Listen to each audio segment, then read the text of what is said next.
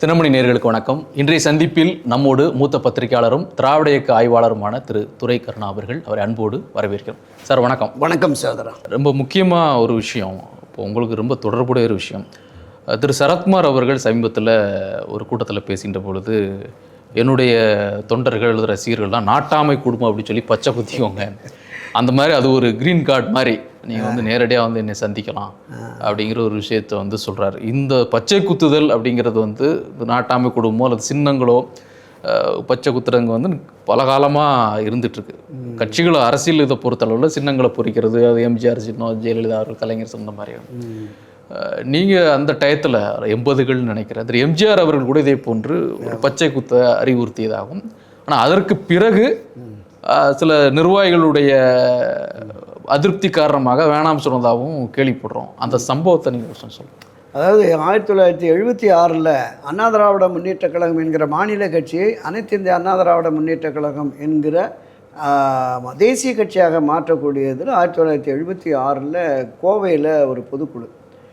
ஆமாம், அப்போ தான் இந்த விஷயத்தை சொல்கிறார். அண்ணாவின் உருவம் பொறுத்த அந்த கொடியை கைகளில் பச்சை குத்திக்கணும் அப்படின்னு சொல்லி சொல்கிறார்.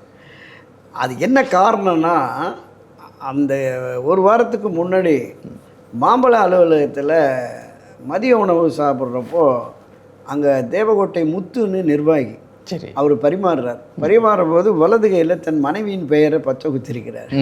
அப்போ தலைவர் அதை பார்த்துட்டு கேட்குறார், இது என்ன? ஆமாண்ணே, அவங்க நினைவு மறக்காமல் இருக்கணுங்க, பார்க்குற போதெல்லாம் குடும்பம் ஆகும் வரல, அதுக்காக வச்சுருக்கேனே அப்படின்னு. உடனே அப்போ அவருக்கு ஒரு சிந்தனை வருது. அப்போ கட்சியை பச்சை ஊற்றினாங்கன்னா அதிமுகவினுடைய கடைசி வரைக்கும் அதிலே இருந்து அதை மறக்காமல் இருக்கும் அப்படிங்கிற அந்த பார்வையில் தான் சொல்கிறாரு. நீங்கள் சொன்ன மாதிரி எதிர்ப்பு கிளம்பிச்சு.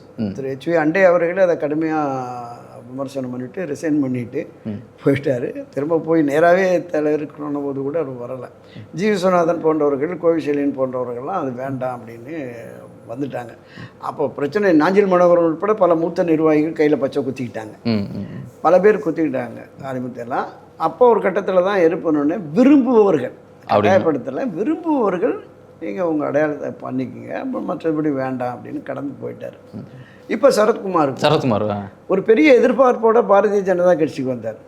திடீர்னு நள்ளிரவில் அவருக்கு ஒரு சிந்தனை தோன்றி ஒரு தேசிய கட்சியோட நம்ம போய் ஐக்கியமாவோம் அப்படிங்கிற மாதிரி வந்தால் உரிய அளவில் இல்லை. ஏன்னா ஒரு அரசியல் கட்சியை நடத்தினவர், 2 முறை சட்டமன்ற உறுப்பினராகவும் இருந்தவர், ஒரு சமுதாய பின்னணி கொண்டவராகவும் இருக்கிறார். அவர் எதிர்பார்த்த அளவுக்கு இங்கே இல்லை அப்படின்னு உடனே அப்போ அவருக்கு ஒரு புதிய சிந்தனை இப்போ திடீர்னு தோன்றிட்டு அப்போ நமக்கான ஆதரவு நிலை, இது வந்து பாஜகவுக்கு ஒரு வித எச்சரிக்கை மாதிரி கூட பண்ணலாம்.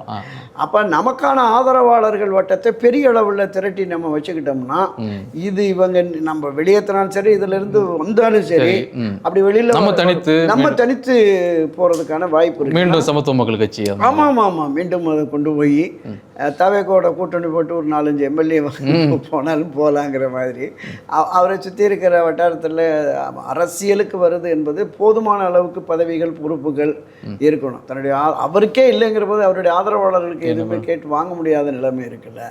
ஸோ அந்த எண்ணத்தின் அடிப்படையில் தான் அவர் நாட்டாமைங்கனாலே சரத்குமார் அப்படிங்கிற மாதிரி.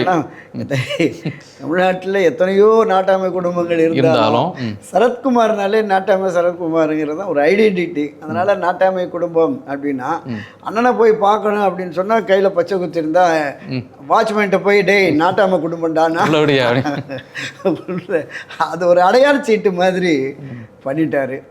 இல்லை அது எப்படி, அது நல்லதானா இல்லை சும்மா நீங்கள் சொல்கிற மாதிரி ஒரு பிஜேபிக்கு ஒரு இது பண்ணுற மாதிரியா? இல்லை, அதுதான் தனக்கான முக்கியத்துவம் பாரதிய ஜனதா கட்சி இல்லை அப்படின்னு தன் பின்னாடியும் ஆதரவாளர் இருக்கிறாங்கன்னு. நாளை திடீர்னு நாட்டாமை குடும்பம் பச்சை குத்தின எல்லாரையும் கூப்பிட்டு ஒரு 1000-2000 பேர் ஒரு பெரிய மாநாடு நடத்தி அவ்வளோ பேர் நாட்டாமை குடும்பம்னா, அப்போ அவருக்கான ஒரு முக்கியத்துவத்தை பெறுவதற்கு பாஜகவில் இல்லை அப்படின்னா வெளியில் ஏதோ மற்ற கட்சிகளுடைய போய் ஒரு அணி சேர்ந்து வருவதற்கான ஒரு முன்னோட்டமாக இதை நம்ம பார்க்கலாம். அது அவருடைய பாணி, வழி. அதை நம்ம ஏன் விமர்சிக்கணும்? நன்றி.